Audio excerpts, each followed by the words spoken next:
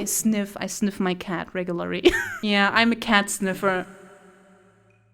Now I will show you the sniffable areas of a catto. This is Mika. So Mika is a really fluffy bean. So the areas you can sniff from a cat, so especially Mika, are not that many. So you can sniff this area.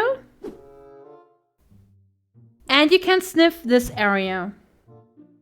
These are really sniffable areas. Everything else is kind of weird. But I definitely enjoy more to sniff that top part because she cleans herself and she can touch everything with her tongue. But these areas here on top of her spine and on her head, she can't touch those. Yeah, safe zone. You forget the whiskers that you get in your nose all the time? No, it's not that bad. Are there any more areas available to sniff? I would definitely not recommend. But I definitely like to sniff this area as well. So these parts. Can we sniff character beans? Because that wouldn't be weird since it's not a real cat, right? Sniffing beans, it's so weird. Sniffing feet would be weird as well. I also don't like to sniff my cat on more areas because she's an outdoor cat. So when she's outside, she's really dirty in general. I don't recommend those. Yeah, that's the butt area. I wouldn't recommend the fur on the tail as well because that's just strange. The catto is licking herself with her tongue here after she licked herself here. So I would definitely not recommend to sniff or to smooch those parts because that's really disgusting. When the catto is sitting, this whole area is touching the ground. So I would definitely not sniff those areas as well. So everything which is touching the ground here. The same goes for the paw beans, by the way, because they are always touching the ground. Everything which is here will touch the ground as well. I really hope that chart kind of shows you the sniffable areas of the catto. My most favorite part to sniff is definitely this area here on top, the spine line. That is my favorite to sniff. And I really like it behind her ears. Sniff. After the cat went in the litter box, where do you sniff? Cause literally dust goes everywhere, honestly.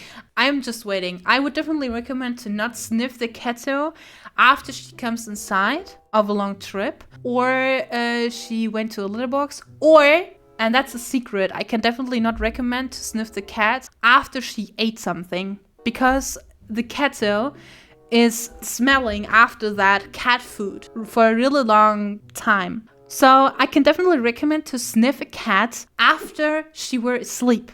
It makes also sense because the areas here, for example, around her head, maybe you saw a catto sleeping. The catto is rolling up like a cinnamon roll. So when she's just rolling, her fur gets really warm. And then you can take your nose and put it inside of that chunk of fur. And that smells really good. It's really important before you start sniffing your cat regularly, you should definitely like the taste, yeah. You should definitely like the smell of your cat. Me personally, I don't like sniffing dogs. I definitely dislike dog smell.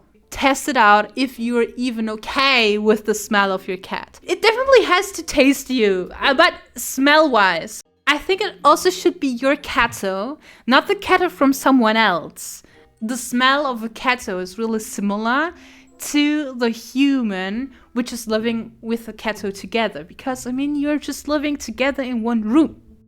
I can admit my cat smells nice, but you are too passionate about this. I'm not passionate, Creed. The catto is not really that happy, but it's well, I mean, she doesn't really care today because she's just really used to it. Imagine that being as small as a cat and someone having a head as big as your body is just starting to sniff, and it's just, and you're like, what the fuck? I have to breathe. I think the catto doesn't really enjoy it like I do, but it's just the duty of a cat. She just has to deal with it, you know? The catto is not that dramatic, really. You can't believe me. It's not like I'm abusing my cat.